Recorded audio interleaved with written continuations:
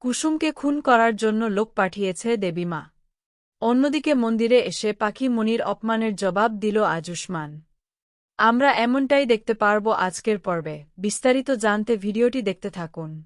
শুরুতে দেখা যায় রাস্তার মাঝখানে এক গুন্ডাকে ধরে জিজ্ঞাসাবাদ করছে আজুষ্মান। কে তাদের উপর হামলা করতে পাঠিয়েছে সেটা জানতে সে মরিয়া হয়ে ওঠে। তখনই গুন্ডা বলে বসে, তাদের পাঠিয়েছে ইন্দ্রাণী গাঙ্গুলি কুসুমকে মেরে ফেলার জন্য। কথাটা শুনে আজুষ্মানের হাত ঢিলে হয়ে যায়। আর কুসুম তো কিছুতেই বিশ্বাস করতে পারে না। সে বারবার বলতে থাকে তার দেবী মা এমন কাজ কোনোদিনই করতে পারেন না। নিশ্চয়ই কেউ দেবী মায়ের নাম নিয়ে মিথ্যে বলছে। কিন্তু আজুষ্মান বুঝতে পারে রাতের অন্ধকারে রাস্তায় থাকা মোটেও নিরাপদ নয়। তাই দুজনে ঠিক করে মন্দিরে গিয়ে আশ্রয় নেবে। এরপর আমরা দেখতে পাই মন্দিরে বসেও দুজনের মন শান্ত হচ্ছে না।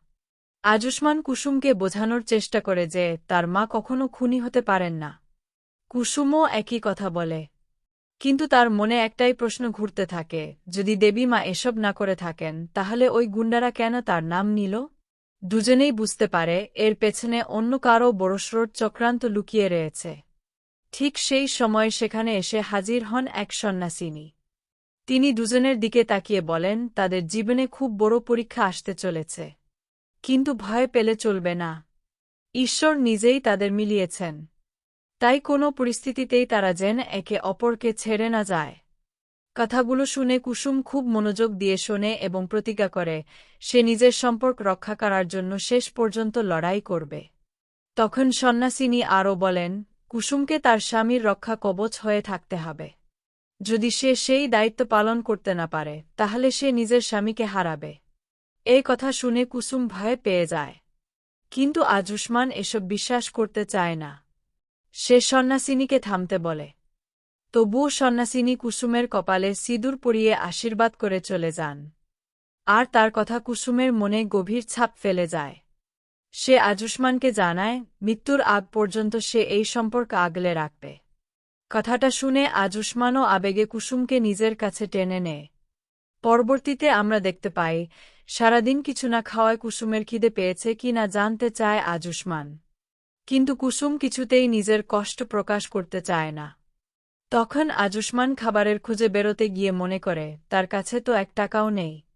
ইন্দ্রাণী গাঙ্গুলি তার সব কার্ড ব্লক করে দিয়েছেন। এই অবস্থায় সে কিভাবে কুসুমকে খাওয়াবে সেই চিন্তায় ভেঙে পড়ে। কথাটা শুনে কুসুম বরং আজুষ্মানকে সাহস দেয়। সে বলে তার খাবারের চেয়ে বেশি দরকার আজুষ্মানের সঙ্গ। কিন্তু আজুষ্মান নিজের অসহায়তার কথা বলতে বলতে একসময় ভেঙে পড়ে। সে মনে করে সে ভালো ছেলে হতে পারেনি, ভালো স্বামীও হতে পারছে না। কুসুমকে নিরাপদ জীবনও দিতে পারেনি। তখন কুসুম খুব সুন্দরভাবে তাকে বোঝায় একজন মানুষ ভালো না খারাপ সেটা বিচার করার অধিকার একমাত্র তার স্ত্রীর। আর তার চোখে আজুষ্মানই পৃথিবীর সবচেয়ে ভালো মানুষ। এমনকি নম্বর দেওয়ার সুযোগ থাকলে সে ১০০-র মধ্যে ১,০০০ নম্বর দিত। কুসুমের মুখে এই কথা শুনে আজুষ্মানের মন অনেকটা হালকা হয়ে যায়। অন্যদিকে আমরা দেখতে পাই রাতের শেষে আজুষ্মান কুসুমের কোলে মাথা রেখে ঘুমিয়ে পড়েছে। কুসুম মনে মনে প্রার্থনা করে যেন অন্তত সে আজুষ্মানের জন্য একবেলার খাবারের ব্যবস্থা করতে পারে। ঠিক সেই সময় মন্দিরে এসে পৌঁছায় মীনাক্ষী গাঙ্গুলি। অনেক খোঁজাখুঁজির পর অবশেষে সে আজুষ্মানকে খুঁজে পেয়েছে। সঙ্গে করে বাড়ির খাবারও নিয়ে এসেছে। প্রথমে মনে হলেও যে সে সাহায্য করতে এসেছে, খুব তাড়াতাড়ি তার আসল উদ্দেশ্য সামনে চলে আসে। সে শুধু আজুষ্মানের জন্য খাবার এনেছে, কুসুমের জন্য নেয়। উল্টো কুসুমকে কাজের মেয়ে বলে অপমান করতে থাকে। সে আজুষ্মানকে বোঝাতে থাকে যদি কুসুমকে ছেড়ে বাড়ি ফিরে গিয়ে ইন্দ্রাণী গাঙ্গুলির কাছে ক্ষমা চায় তাহলে সব আগের মতো হয়ে যাবে।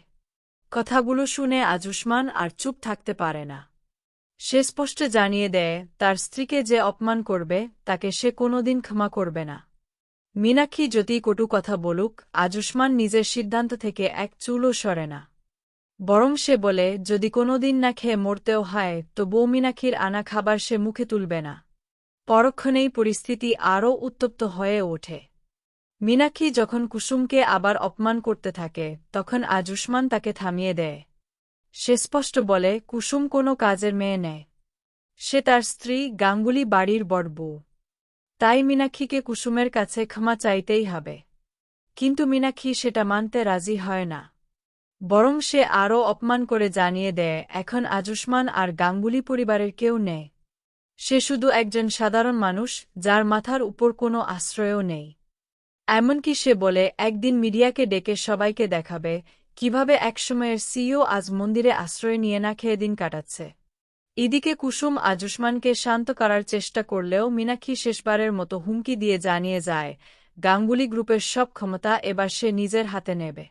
কিন্তু আজুষ্মান আর কুসুম দুজনেই দিয়েভাবে বলে ইন্দ্রাণী গাঙ্গুলির জায়গা কোনো অযোগ্য মানুষ নিতে পারবে না। এরপর মীনাক্ষী রাগে সেখান থেকে চলে যায়। শেষ পর্যায়ে আমরা দেখতে পাই আজুষ্মান নিজেকেই সবকিছুর জন্য দোষ দিতে থাকে। কিন্তু কুসুম তাকে ভরসা দেয়। সে বোঝায় কঠিন সময় একদিন কেটে যাবে, শুধু তাদের একসঙ্গে লড়াই করে যেতে হবে। তখন আজুষ্মান প্রতিজ্ঞা করে এবার থেকে সে নিজের যোগ্যতায় কাজ খুঁজে নতুন জীবন শুরু করবে। কুসুমকে আর কোনোদিন না খেয়ে থাকতে দেবে না। সেই আশ্বাস দিয়েই সে কুসুমকে নিজের কোলে মাথা রেখে ঘুম পাড়িয়ে দেয়। দুজনের এই ছোট্ট মুহূর্তেই যেন তাদের নতুন করে বাঁচার শক্তি দেয়। অপরদিকে সকালে গাঙ্গুলি বাড়িতে ইন্দ্রাণী গাঙ্গুলি আজুষ্মানের খালি ঘরে এসে ছেলের স্মৃতিতে ভেঙে পড়ে। কল্পনায় যেন সে আজুষ্মানকে ফিরে পায়। এমনকি মনে হয় সে কুসুমকেও মেনে নিয়েছে। কিন্তু হঠাৎই সব স্বপ্ন ভেঙে যায়। বাস্তবে ফিরে এসে সে আবার নিজের কঠোর সিদ্ধান্তের কথাই মনে করে। এদিকে মন্দিরে ঘুম ভেঙে আজুষ্মান দেখে কুসুম কোথাও নেই। মুহূর্তের মধ্যে সে আতঙ্কিত হয়ে পড়ে। তার মনে হয় আবার কি সেই গুন্ডারা ফিরে এসে কুসুমকে নিয়ে গেল। আর ঠিক তখনই গাঙ্গুলি বাড়িতে অনুশ্রী কুসুমের লাগানো গাছে জল দিচ্ছিল। সেটা দেখে ইন্দ্রাণী গাঙ্গুলি প্রচণ্ড রেগে যায়। সে স্পষ্ট জানিয়ে দেয় এই বাড়িতে কুসুমের নাম যেমন উচ্চারণ করা যাবে না, তেমনি কুসুমের কোনো স্মৃতিও থাকবে না। তাই শেষ পর্যন্ত গাছটাকে উপড়ে ফেলে দেওয়ার সিদ্ধান্ত নেয়।